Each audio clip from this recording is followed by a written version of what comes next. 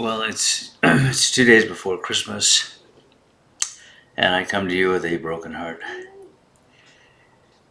Um, this morning, I got a call from my French bulldog, Francois Pierre.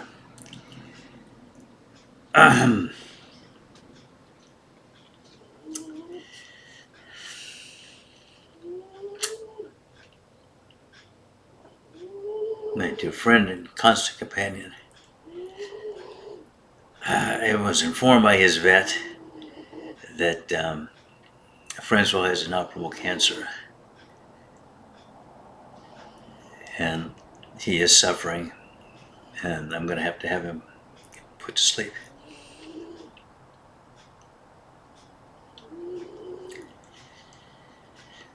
And I apologize for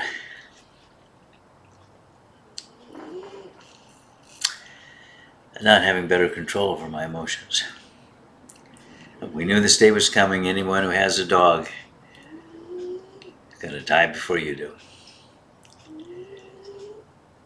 But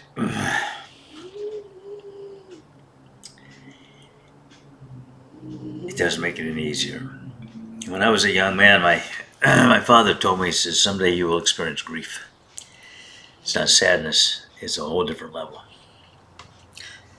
Well, I didn't suffer grief when my parents died, even though they were my best friends. I was ready for their deaths. I was sad, still am, but it wasn't grief. I didn't really know what grief was. Now I know.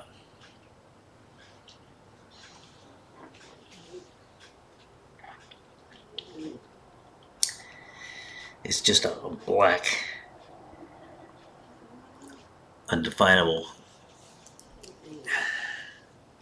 feeling that just goes right to your very soul.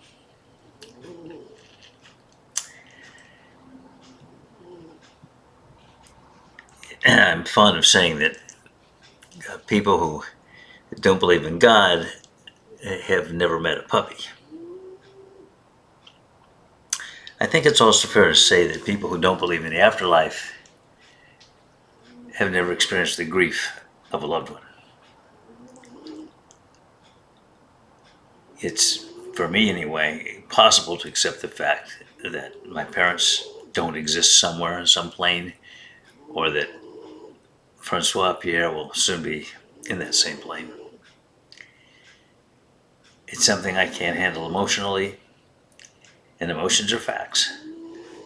I've had arguments with people about the existence of God, and they'll point to say, well, look at all the planets, they've aligned, eventually they're going to get into some sort of equilibrium. That's just basic physics. And, well, notwithstanding the fact that physics had to have been created by somebody, as Einstein used to say, that he believed in God because of mathematics. Not so much the mathematics themselves, but the fact that human beings are capable of understanding mathematics.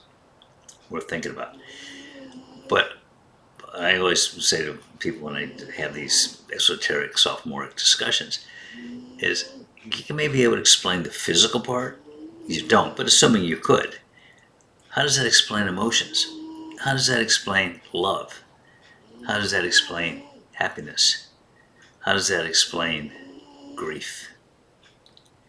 These are certainly things that are real. They're intangible, but they're real.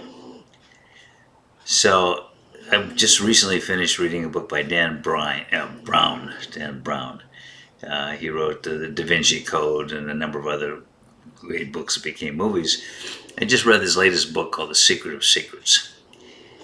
And it spent a lot of time basically talking about, he didn't use the term, but basically the soul, the understanding of and the knowledge and awareness of what goes on in the world, in the universe, on our planet, in our separate and apart from our bodies. And a lot of it has to do with these near-death experiences and trying to explain that on different levels. But it's very well written and researched, and makes you think a lot. Made me think a lot about death. And this was before I just finished reading that book the day before I got the death sentence on my little guy. But the other book that I recommend to anybody who doesn't believe in life after death or afterlife or even a soul it was a book written in the mid 14th century by Plato. You probably have heard of Plato with regard to Plato's Republic, which is basically Socrates explaining many, many things, but including what was wrong with dictatorships and democracy, which he says leads to dictatorships, and the whole structure of government. To me, the more significant book was the one that I used to keep at my bedside and read every night before I went to bed. It was called The Phaedo, Phaedo. It was also written by Plato, and it also is a description of conversation that Socrates is having, this time with Mr. Phaedo, who would come there to talk him out of going forward with his execution the next day, and they'd set up this whole thing of escape pattern because the rulers of Athens wanted to sentence Socrates to death for poisoning the minds of their children by making him think, but they didn't want to carry it out. So they sentenced him to death. Then they arranged this escape for him. Most people don't know that. It's an interesting quirk of history. Socrates refused to go along with it. He said, I'm a citizen of the state. I agreed to obey with their laws, and if they sentence me to death, they're going to have to go forward with it, and I'm going forward with it. In the course of this discussion, it's a very short book. I mean, you can read it in a couple of hours. Socrates lays out the case for why there is life after death, why there is a soul.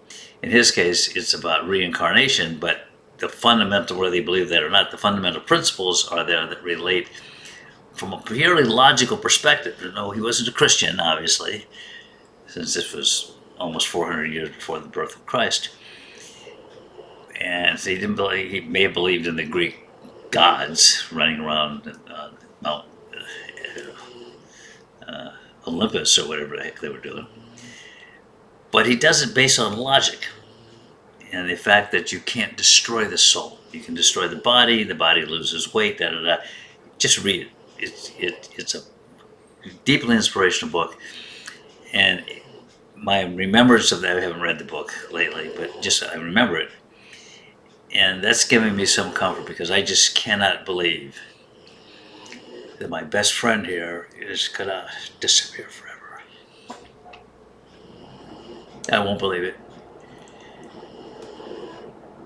emotionally, but it's good to have a logical foundation for also not having to accept death as any finality.